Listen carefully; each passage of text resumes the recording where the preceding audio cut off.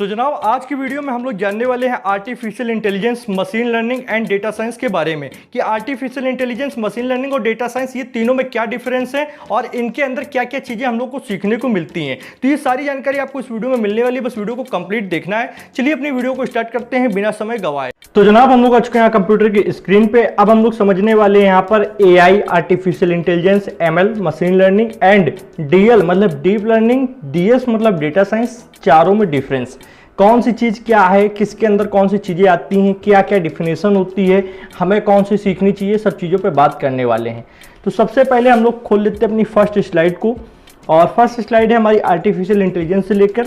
तो यहाँ पे आर्टिफिशियल इंटेलिजेंस में मैंने कुछ डिफिनेशन लिख के रखी, पहले ये पढ़ता हूँ फिर अपने हिसाब से आपको समझाऊंगा। Artificial intelligence is like teaching a computer to think and learn on its own, similar to a human so it can solve problem और do task by itself. Artificial intelligence क्या होता है, अगर इसके हिसाब से बोलें जो डिफिनेशन में लिखी है कि आर्टिफिशियल इंटेलिजेंस एक प्रक्रिया है जिसके थ्रू हम लोग कंप्यूटर को ये सिखाते हैं कि तुम कोई भी डिसीजन या फिर कोई भी टास्क को करने के लिए अपने खुद से डिसीजन कैसे ले सकते हो, जैसे ह्यूमंस लेते हैं किसी भी समस्या का समाधान करने के लिए। फिलहाल मैं आपको और सरल बताता हूँ। आर्टिफिशियल इंटेलिजेंस क्या है, एक कृत्रिम दिमाग है, मतलब मानव द्वारा बनाया गया एक कृत्रिम दिमाग है जिसका पर्पस यही होता है कि जो ह्यूमंस बार बार रिपीटेडली काम करते हैं या फिर ह्यूमंस जो नहीं कर पा रहे हैं उनको आप करो। जैसे हम लोग खुद से कोई डिसीजन लेते हैं, हम लोग कुछ भी सोचकर कोई भी टास्क को परफॉर्म कर लेते हैं, वैसे ही जिस दिन मशीन इस तरीके के काम करने लगती है उसे ही आर्टिफिशियल इंटेलिजेंस बोलते हैं। और आने वाले समय में आर्टिफिशियल इंटेलिजेंस का ही एक पूरा युग होने वाला है। धीरे धीरे ये चीज़ बढ़ती जा रही है, हर फील्ड हर सेक्टर के अंदर आर्टिफिशियल इंटेलिजेंस आ रही है।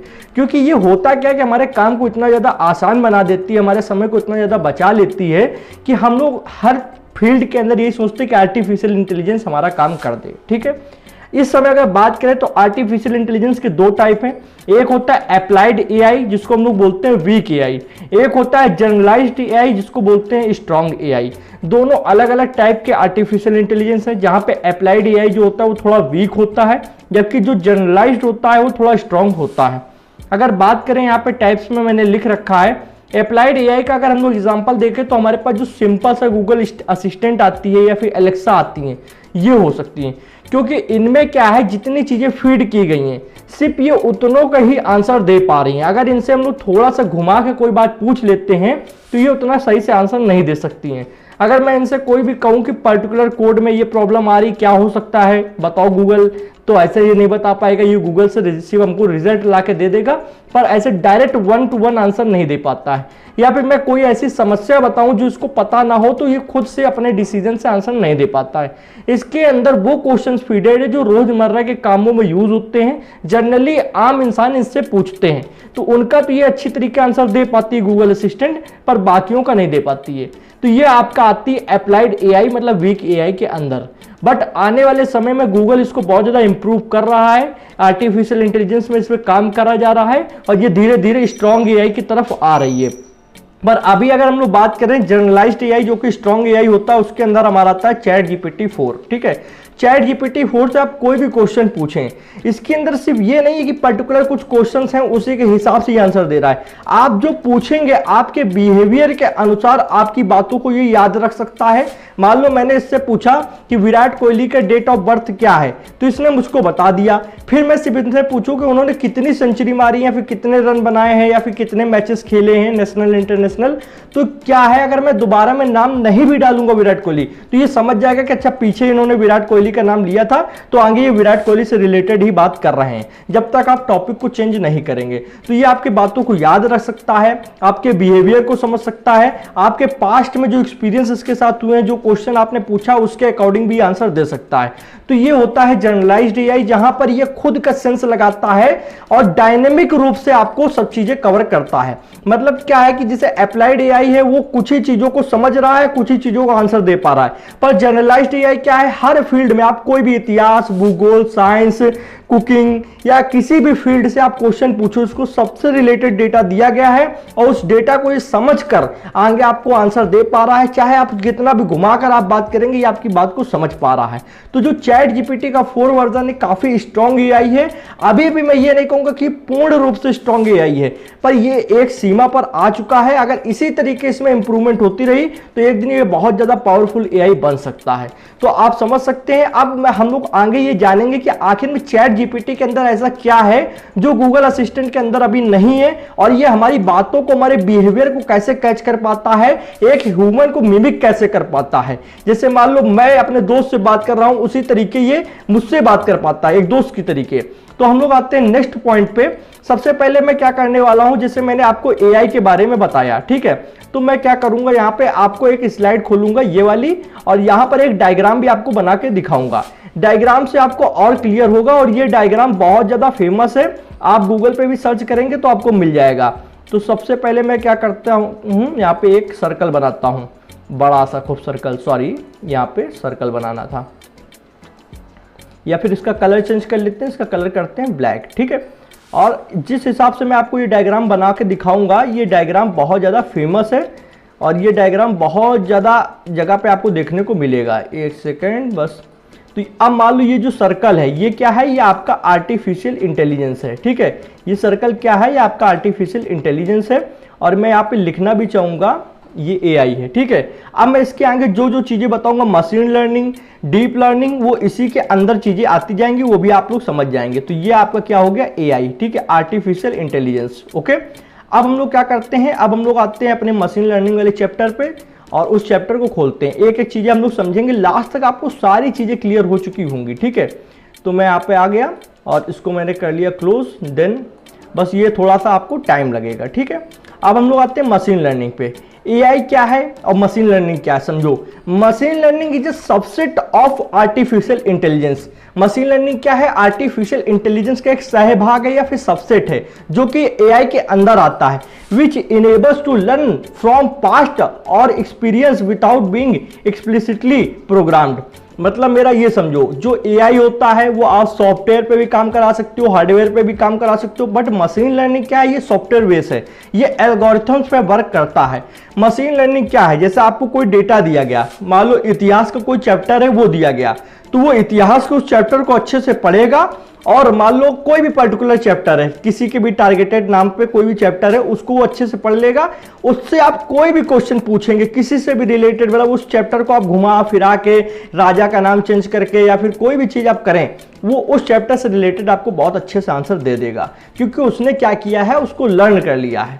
तो मशीन लर्निंग, ये वर्ड से ही पता चल रहा है कि जब हम लोग मशीन को लर्निंग कैपेबिलिटी दे देते हैं, किसी चीज को पढ़ने की और समझने की कैपेबिलिटी दे देते हैं, तो वो मशीन लर्निंग कहलाता है। तो मशीन लर्निंग एक प्रक्रिया है जो कि आर्टिफिशियल इंटेलिजेंस के अंतर्गत आती है, जहां पर हम लोग काफी सारा डेटा, पर्टिकुलर डेटा मशीन को देते हैं, वो उसको लर्न कर लेता है, समझ लेता है, फिर उससे रिलेटेड आपको आंसर दे पाता है, जो भी आप उससे क्वेश्चन उससे बीच में पूछेंगे।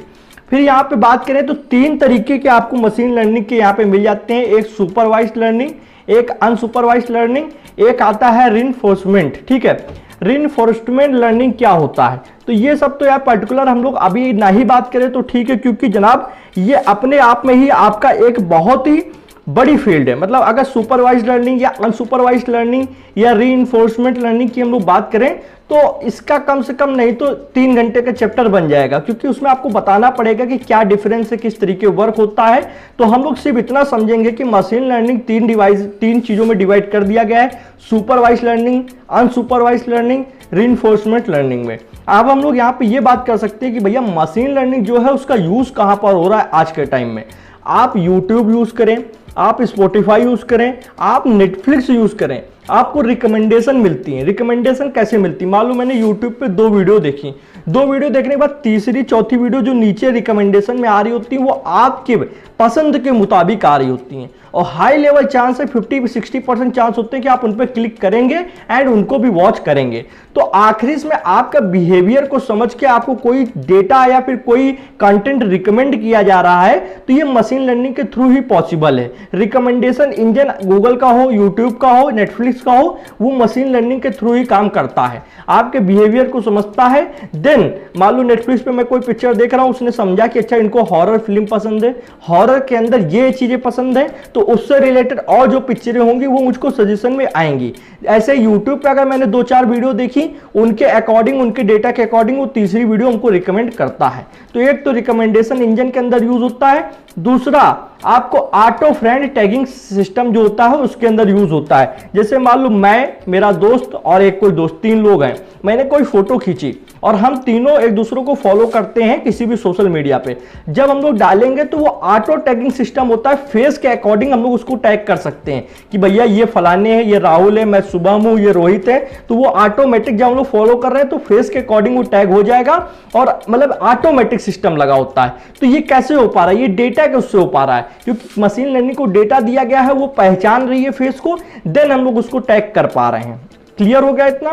तो हम लोग यहाँ पे जो सर्कल बनाए थे, अब उसमें कुछ पार्ट और ऐड करने को हो गया है, तो हम लोग क्या करते हैं, फटाफट से यहाँ पे आते हैं और इसको कर लेते हैं ओपन। ठीक है, अब हम लोग क्या ऐड करेंगे भैया, यहाँ पे ऐड करेंगे हम लोग मशीन लर्निंग को। मशीन लर्निंग मैंने क्या है बताया, machine learning is a subset of AI. AI के अंदर ही मशीन लर्निंग आता है।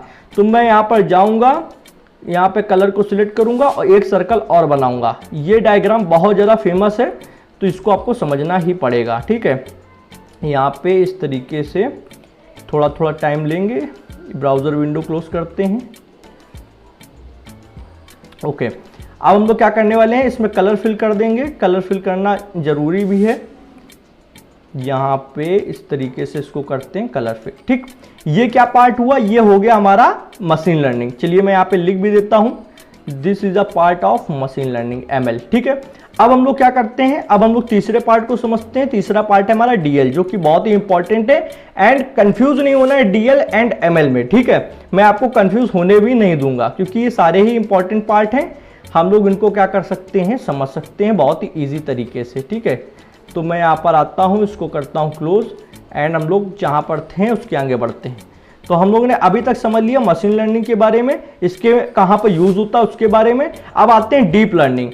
Deep learning is a subset of machine learning concerned with the algorithm inspired by the structure and function of a human brains. Deep learning क्या है, subset of machine learning. Machine जिस तरीके से machine learning है artificial intelligence का subset, उसी तरीके से डीप लर्निंग क्या है, मशीन लर्निंग का सबसेट, मतलब उसके अंदर का कोर भाग है। ठीक है, with the algorithm inspired by the structure and function of a human brains. हमारे जिस तरीके के इंसान का ह्यूमन ब्रेन काम करता है, ठीक उसी तरीके डीप लर्निंग में कृत्रिम दिमाग काम करता है, क्योंकि हमारे दिमाग से इंस्पायर है। फंक्शनैलिटी जो है हमारे दिमाग की तरीके। भैया कैसे, थोड़ा एक्सप्लेन करें। आपको पता होगा, बायो अगर आपने पढ़ी होगी या फिर ऐसे भी आप जानते होंगे कि हमारे ह्यूमन ब्रेन्स के अंदर बहुत सारे न्यूरॉन्स पाए जाते हैं। मैंने लिख रखा है human brains with billions of टिनी neurons. छोटे छोटे न्यूरॉन्स पाए जाते हैं। उन न्यूरॉन्स की मदद से हम लोग बहुत ही फास्टली डिसीजन ले पाते हैं। कोई भी चीज़ है तो हम लोग उसको फास्टली, अच्छा ये करना है, ये नहीं करना है, ये डिसीजन ले लिया। ठीक उसी तरीके से डीप लर्निंग के अंदर होता है आर्टिफिशियल न्यूरल नेटवर्क। आप यहाँ पे एक इमेज देख सकते हो, ये आर्टिफिशियल न्यूरल नेटवर्क की इमेज है। यहाँ पर आपके जिस तरीके से मानव के दिमाग में न्यूरॉन्स होते हैं, उसी तरीके से डीप लर्निंग के अंदर आपका न्यूरल नेटवर्क होता है। और मैंने थोड़ी देर पहले चैट जीपीटी का एग्जांपल दिया था कि चैट जीपीटी किस तरीके से गूगल असिस्टेंट से ज्यादा कैपेबल है और वो हमारे बिहेवियर को समझ के ह्यूमन को मिमिक कर पाता है, मतलब एक दोस्त की तरीके बात कर पाता है, चीजों को याद रख पाता है। अगर मैं उससे कोई बात कर रहा हूं तो उसको याद कर सकता है कि हाँ इन्होंने पिछले क्वेश्चन में क्या पूछा था। तो वो किस तरीके काम कर रहा है, वो डीप लर्निंग के थ्रू काम कर रहा है। क्योंकि जो आपका आर्टिफिशियल इंटेलिजेंस चैट जीपीटी है, ठीक है, वो क्या है, वो न्यूरल नेटवर्क पे काम कर रहा है, मतलब उसके अंदर डीप लर्निंग अच्छी खासी यूज हो ही रही है। तो एक है मशीन लर्निंग। मशीन लर्निंग और डीप लर्निंग में क्या अंतर है, इतना समझो। मान लो मेरे पास एक ये चैप्टर है बुक का, मैंने इसको पढ़ लिया अच्छे से, ठीक है, चैप्टर नंबर 1। तो चैप्टर नंबर 1 से आप कोई भी क्वेश्चन पूछें, कितना भी घुमाएं कितना भी कुछ भी करें, मैं आपको आंसर दे दूंगा। पर चैप्टर 2 से मुझको कुछ भी याद नहीं है, चैप्टर 2 मुझे मालूम नहीं है, ठीक है, तो मैं उससे कंफ्यूज हो जाऊंगा अगर आप थोड़ा सा भी मिक्स कर देंगे। बट डीप लर्निंग क्या है, ये अंदाजा लगाकर अपने आप को आंसर देने की कोशिश करता है, मतलब ये ह्यूमन को मिमिक करता है, मतलब एक इंसानी दिमाग की तरीके सोचने की क्षमता रखता है। मतलब आप जितना बताएंगे उससे ज्यादा ये अपने आप को सोचेगा और सोच समझ के आंसर दे सकता है। तो इसके पीछे जो टेक्नोलॉजी काम कर रही है वो होती है artificial neural network. Neural network अभी तक की सबसे सक्सेसफुल एक टेक्नोलॉजी है जो कि एआई के अंदर यूज की जा रही है, और इससे काफी हद तक हम लोग ये समझ लो आर्टिफिशियल इंटेलिजेंस पे आगे बढ़ पाए हैं। जब से चैट जीपीटी आया है तब से न्यूरल नेटवर्क का काफी ज्यादा नाम सुनने में मिल रहा है, आई होप आपने सुना होगा। यही आपकी डीप लर्निंग है। डीप लर्निंग इतना समझ लो कि डेटा तो बहुत सारा दिया जाता है, पर उस डेटा के अकॉर्डिंग वो समझकर अगर डेटा के बाहर भी कोई क्वेश्चन पूछा जाता है तो वो उसको आंसर दे पा रहा है, कैपेबल है। हम लोग के जैसे हमारा दिमाग है, हम लोग क्या करते हैं कि पढ़ने के अलावा चीजों को समझते भी हैं, अंदाजा भी लगाते हैं। आप जानते हो कि किसी भी मान लो कोई एग्जाम है तो हम लोग एग्जाम से पहले जल्दी नहीं पढ़ते हैं, बहुत कम बच्चे होते हैं जो पढ़ते हैं, पर सब लोग नहीं पढ़ते हैं। एक दिन पहले क्या होता है कि अब जब बड़े बड़े चैप्टर होते हैं तो बड़े बड़े चैप्टर को याद नहीं कर सकता है, रट के कभी याद नहीं कर सकते हो, तो हम लोग क्या करते हैं, हम लोग समझ लेते हैं कि अच्छा इस चैप्टर के अंदर ये बात की गई है, इस चैप्टर के अंदर ये बात की गई है। समझने के बाद जब पेपर में क्वेश्चन आता है तो हम लोग अपनी नॉलेज का यूज करके जो हम लोग ने समझा हुआ है उसके अकॉर्डिंग आंसर दे देते हैं। 90% केस में सही भी जाता है, ठीक है, अगर आपने सही से चीजों को समझा है। ठीक उसी तरीके जब ये काफी सारी चीजों को पढ़ लेता है तो उससे एक अंदाजा लगाकर, एक समझकर, अपनी कृत्रिम बुद्धि का यूज करके आपको आंसर दे पाता है। ये है डीप लर्निंग। मशीन लर्निंग क्या है, सिर्फ पढ़ी पढ़ाई चीजों में अच्छा आंसर दे पा रहा है, पर डीप लर्निंग क्या खुद से भी और ज्यादा कृत्रिम दिमाग से सोचता है, अंदाजा लगाता है और अपने तरफ से बेस्ट देने की कोशिश करता है। आई होप आपको ये बात क्लियर हो गई होगी, ठीक है। तो यहां पर अब हम लोग बात करते हैं, भैया हमको ये बताया कि इसका यूज कहां पर हो रहा है। ऑटोमेटिक मशीन ट्रांसलेशन के अंदर डीप लर्निंग का यूज होता है। आप चैट जीपीटी से हिंदी में क्वेश्चन पूछें, इंग्लिश में क्वेश्चन पूछे, किसी अन्य भाषा में क्वेश्चन पूछें, वो अकॉर्डिंग टू आपकी लैंग्वेज अपने में ट्रांसलेट करता है, देन अपने से आंसर देके फिर आपकी लैंग्वेज में ट्रांसलेट करता है। मान लो मैंने हिंदी में कोई क्वेश्चन पूछा, अब आप जानते हो कि हिंदी प्रोग्रामिंग के अंदर यूज नहीं हो सकती है, तो वो हिंदी को पहले अपनी लैंग्वेज में ट्रांसलेट करता है, फिर अपना एक आंसर बनाता है और उस आंसर को फिर से मेरे लिए हिंदी में ट्रांसलेट करता है। तो ऑटोमेटिक मशीन ट्रांसलेशन में भी डीप लर्निंग का यूज हो रहा है। आजकल बड़े बड़े जैसे आपका गूगल ट्रांसलेटर है, तो इसके अंदर भी आगे चल के अभी डीप लर्निंग आई है, पर उतना कैपेबल नहीं आई है। उसके बाद इमेज जनरेटिव वेबसाइट जो होती हैं, आप क्या करते हो, आप सिर्फ एक लाइन लिखते हो कि पर्टिकुलर मुझे इस टाइप की इमेज चाहिए, मान लो मुझे HTML का लोगो चाहिए, तो भैया HTML उसको पता तो होगा कि क्या होती है, तभी तो उसका लोगो बना पाएगा। तो जो जनरेटिव होती हैं वो क्या होती है कि अंदाजा लगाकर चीजों को समझ के आपके लिए इमेज बना देती हैं। तो ये दो उदाहरण थे। सबसे बढ़िया उदाहरण तो मुझको ये लगता है कोड जनरेटिव। आप चैट जीपीटी से कोड लिखा सकते हैं, आप गिटहब कोपायलट से कोड लिखा सकते हैं। तो कोड कैसे लिख पा रहा है, पहले से तो उसको पता नहीं कि आप क्या पूछ सकते हैं, तो उसको काफी सारे कोड की फाइल दिखाई गई है, पढ़ाई गई, काफी सारा डेटा दिया गया है, फिर देन वो डीप लर्निंग का यूज करके आपके लिए उससे एक अच्छा सा आंसर, एक अच्छा सा आउटपुट दे पाता है। तो ये है 3 आपको एग्जाम्पल दिए गए यूज ऑफ डीप लर्निंग, ठीक है। इतना आपको समझ में आया। तो अब हम लोग फिर से क्या करना होगा, हमको उसी सर्कल के पास चलना होगा और इस सर्कल को समझना होगा। भैया ये सर्कल बहुत इंपॉर्टेंट है, यहाँ पर आपको समझ में आ रहा है कि क्या क्या चीजें हैं। अब आते हैं यहाँ पर, हम लोग करते हैं यहाँ पे yellow colour select and circle के अंदर अब हम लोग आते हैं डीप लर्निंग। तो deep learning is a subset of ML, ठीक है। तो ये हमने एक सर्कल बनाया यहाँ पर, ठीक है, और ये सर्कल के अंदर हम लोग क्या कर सकते हैं, कलर फिल कर सकते हैं। तो हम लोग करने वाले हैं यहाँ पर कलर फिल, ये भैया कलर फिल। तो ये जो येलो पार्ट है ये क्या है, ये डीप लर्निंग है, ठीक है, DL है। तो मैं क्या करता हूँ, यहाँ पर आता हूँ और मैं लिख देता हूँ कि this is a DL, deep learning, ठीक है। तो सबसे पहला जो बाहरी पार्ट है ये आपका AI है, आर्टिफिशियल इंटेलिजेंस, ठीक है। ये आपका मशीन लर्निंग है, ठीक है, मशीन लर्निंग है। ये आपका क्या है, डीप लर्निंग है, ठीक है, ओके। तो हम लोगों ने समझा कि आर्टिफिशियल इंटेलिजेंस एक ब्रॉड टर्म है, बड़ी टर्म है, काफी सारी चीजें इसके अंदर आती हैं। फिर उसके अंदर आती है मशीन लर्निंग, जो कि काफी ज्यादा चीजें यूज करती हैं, बहुत ज्यादा चीजें यूज करती हैं। मशीन लर्निंग के अंदर जब आप डीप डाइव करते हैं, अंदर जाते हैं कोड में, तो आपको मिलता है डीप लर्निंग, जो कि एग्जैक्ट इन्फॉर्मेशन लाकर देता है। अब हम लोग फिर से आते हैं अपनी स्लाइड्स पे। हम लोग स्लाइड्स पे आकर यहाँ पे फटाफट से करते क्या हैं, जो पढ़ रहे थे उसको ओपन कर लेते हैं, ठीक है।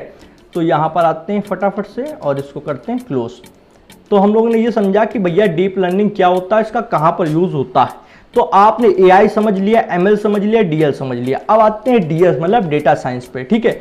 Data science is an disciplinary field that uses statistical, computational and machine learning techniques to extract insight from structured and unstructured data. It involves collecting, clearing, analyzing and interpreting data to drive decision making process in various domain. अब मेरे को एक आप बात समझो, AI, machine learning, deep learning किस पे काम करती है? डेटा पे। अगर उसके पास अकॉर्डिंग टू मीनिंगफुल डेटा है, मतलब एक ऐसा डेटा जिसको वो समझ पा रहा है, जिसका वो यूज कर पा रहा है, देन वो अच्छे से काम करेगा। अगर डेटा ही अच्छा ना हो, मीनिंगफुल डेटा ना हो, तो क्या वो सही से काम करेगा? नहीं करेगा। तो मीनिंगफुल डेटा, एक अच्छी क्वालिटी का डेटा कहाँ से आता है? भैया डेटा साइंस फील्ड से आता है। इस दुनिया के अंदर बहुत सारा डेटा है। अभी ये वीडियो शूट हो रही है, यूट्यूब पे जाएगी, ये भी एक डेटा है। आप इसके नीचे कमेंट करोगे भैया आपका लेक्चर अच्छा था, आपने अच्छा समझाया, वो भी एक डेटा है। आप लाइक कर दोगे, वो भी एक डेटा है। अगर आपने सब्सक्राइब कर दिया तो मेरा एक सब्सक्राइबर बढ़ेगा, वो भी एक डेटा है। आपने कोई फोटो अपलोड करी, वो भी एक डेटा है। आप कहीं पर चल कर गए, आपने अगर लोकेशन ऑन कर रखी है तो वो भी एक डेटा है। हर तरीके का डेटा है। ट्विटर पे देखो कितनी दिन भर में ट्वीट्स आती हैं, कितना डेटा ट्विटर के पास है, कितना इंस्टाग्राम, फेसबुक, कितना आपके पास गूगल का डेटा होगा। तो लार्ज अमाउंट ऑफ डेटा है। पर इतने लार्ज अमाउंट ऑफ डेटा में क्या हमारे पास काम का डेटा है? तो उस काम के डेटा को, जिसको हम लोग बोलते हैं मीनिंगफुल एंड यूजफुल डेटा, वो कैसे निकलता है? वो निकलता है जनाब आपके डेटा साइंस फील्ड से। जो डेटा साइंटिस्ट होते हैं उनको बहुत सारा डेटा होता है, उसमें से काम का डेटा एनालाइजिंग करके, देखो कुछ यहाँ पे लिखा गया है, समझो। इन्वॉल्विंग कलेक्टिंग, मतलब पहले तो कलेक्टिंग करना होता है, डेटा कलेक्ट करना, क्लियरिंग जिसमें से अनयूजुअल पार्ट हटाना होता है, एनालाइजिंग करना होता है, इंटरप्रेटिंग करना होता है। करने के बाद में हम लोग data to drive decision making process in a various domain. बहुत सारे डोमेन ऐसे हैं जहां पर डेटा की मदद से ही डिसीजन लिए जा रहे हैं, तो वहां पर हम लोगों को ये सारी चीजें यूज हो रही हैं। तो हम लोग बोल सकते हैं डेटा साइंस एक ऐसी टेक्निक है, एक ऐसी फील्ड है जहां पर हम लोग स्टैटिस्टिक्स का यूज करते हैं, कंप्यूटेशनल पावर का यूज करते हैं, मशीन लर्निंग का भी यूज करते हैं, और काफी सारी टेक्निक्स का यूज करके काफी सारे डेटा से अपना meaningful data, structure wise data को एक्सट्रैक्ट करते हैं, मतलब निकालते हैं। और निकालने के बाद में उसका तो आपको पता ही है कि मतलब डेटा से हम लोग ने मशीन लर्निंग करके डेटा निकाला और फिर उस डेटा को दूसरी जगह कहीं पे मशीन लर्निंग AI में यूज करेंगे। तो डेटा से ही हर चीज पॉसिबल हो रही है आज के समय में। तो डेटा साइंस एक बहुत बड़ी फील्ड है। जिस तरीके आर्टिफिशियल इंटेलिजेंस है उसी तरीके डेटा साइंस है। तो अब आपको पता चलेगा कि यहाँ पे सर्कल जो मैंने बनाया है, उस सर्कल से लास्ट में एक और सर्कल बनेगा और ये कंप्लीट हो जाएगा, ठीक है। इसमें डेटा साइंस क्या है? अब ये डेटा साइंस DL के अंदर नहीं आता है। आप सोचेंगे येलो वाले इसके सर्कल के अंदर आएगा, तो ऐसा बिल्कुल भी नहीं है। मैं बताता हूं, अब आएगा ये कुछ इस तरीके से। अगर मैं यहाँ पे एक बड़ा सा सर्कल बनाना चाहूँ तो ये बन गया आपका डेटा साइंस, ठीक है। तो इसके अंदर आपका क्या क्या आता है? आर्टिफिशियल इंटेलिजेंस आता है, ठीक हो। इसके अंदर क्या क्या चीज़ें आ रही हैं? इसके अंदर आपका AI भी आया है, हाँ या ना? इसके अंदर AI भी आया, इसके अंदर ML भी आ गई, मशीन लर्निंग भी आ गई, और इसके अंदर आपका क्या आ गया? DS भी आ गया, डेटा साइंस भी आ गया। तो ये सारी चीज़ें आपका इसके अंदर आ गई हैं। तो ये क्या हो गया? ये एक ब्रॉड टर्म हो गई जिसको हम लोग बोल सकते हैं डेटा साइंस, ठीक है, जिसको हम लोग बोल सकते हैं डेटा साइंस। ओके, तो आपको यहाँ तक समझ में आया? इसको क्या बोल सकते हैं हम लोग? डेटा साइंस बोल सकते हैं। चलिए भैया, अब हम लोग आते हैं फटाक से बाकी चीज़ों को समझते हैं। तो यहाँ पे हम लोगों ने इतना सब कुछ समझ लिया है, कुछ ज़्यादा नहीं बचा है। सिर्फ एक चीज़ बची है कि डेटा साइंस भैया कहाँ कहाँ यूज़ होती है, ये बताओ। डेटा साइंस कहाँ यूज़ नहीं होती, मेरे को ये आप बताओ। मैं आपको ये नहीं बता सकता हूँ डेटा साइंस कहाँ यूज़ होती है। डेटा साइंस कहाँ यूज़ नहीं हो रही आज के फील्ड में। तो चलिए 3 पॉइंट लिख लिए, ज़्यादा तो नहीं लिखेंगे ना तो मैं 1000 पॉइंट लिख सकता हूँ कि डेटा साइंस से यहाँ इस फील्ड में यूज़ हो रहा है। पर 3 जो सबसे इंपॉर्टेंट मुझे लगे वो मैंने लिख दिए। इम्प्रूविंग बिजनेस डिसीजन, जहाँ पर पहले हम लोग किसी डेटा के आधार पर, बिना डेटा के हम लोग डिसीजन लेते थे कस्टमर को लेकर, तो अब क्या है कि कस्टमर का बिहेवियर देखकर कस्टमर क्या परचेस कर रहा है, किस अमाउंट में परचेस कर रहा है, क्या चीज़ पसंद आ रही, क्या नहीं पसंद आ रही है, कितने समय बाद परचेस कर रहा है, कौन सा कस्टमर मेरे साथ कितने दिन से है, मेरे ही प्रोडक्ट ले रहा है या दूसरे का ले रहा है, दूसरे का बेहतर है या मेरा बेहतर है, ये सारा डेटा कलेक्ट करके मशीन लर्निंग के थ्रू एनालाइज करते हैं। Companies use data science to analyse customer behaviour and market trends, helping them make decision that boost profitability and customer satisfaction. हम लोग कस्टमर के ही बिहेवियर को एंड मार्केट ट्रेंड्स को समझकर उस डेटा का एनालाइज करके हम लोग क्या करते हैं, कस्टमर को सेटिस्फाई करते हैं। ओके, हेल्थ केयर के अंदर भैया डेटा यूज होता है। अगर हेल्थ केयर के अंदर मान लो जैसे सिर्फ मैं इतना एग्जांपल लूं कि मेरे स्किन में किसी तरीके के दाने आ गए, तो 1000 10,000 ऐसी बीमारी होंगी जो स्किन से रिलेटेड हैं। तो अगर सारी 10,000 स्किन रिलेटेड बीमारीज को मैं एक कंप्यूटर के अंदर डाल दूं,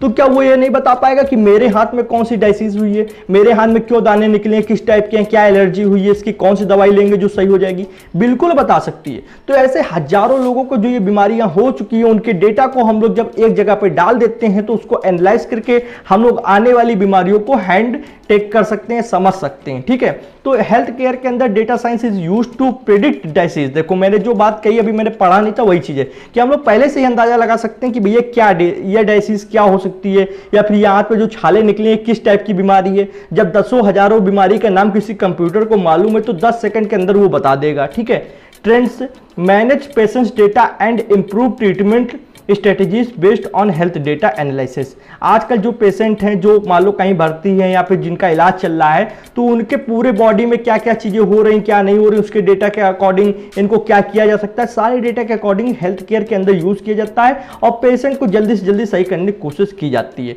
तो भैया ये समझ में 2 चीज़ें तो आपको आ गई होंगी। तीसरे पे आते हैं, सोशल मीडिया। सोशल मीडिया तो भैया उस समय से डेटा का यूज कर रहा है जिस समय से और फील्ड को पता भी नहीं था कि डेटा साइंस होता क्या है। जिस दिन से फेसबुक बना था उसी दिन से डेटा साइंस का समझ लो नाम शुरू हो गया था, क्योंकि डेटा आ रहा है। डेटा आने का स्रोत ही सोशल मीडिया मेरे को लगता है सबसे ज्यादा, क्योंकि फेसबुक के अंदर खुद फोटो डालते हैं, खुद ही लाइक करते हैं, खुद ही कमेंट करते हैं, यूट्यूब के अंदर खुद ही वीडियो डालते हैं। तो जब यूजर खुद ही डेटा दे रहा है तो यार फिर तो डेटा कलेक्ट करना आसान भी है।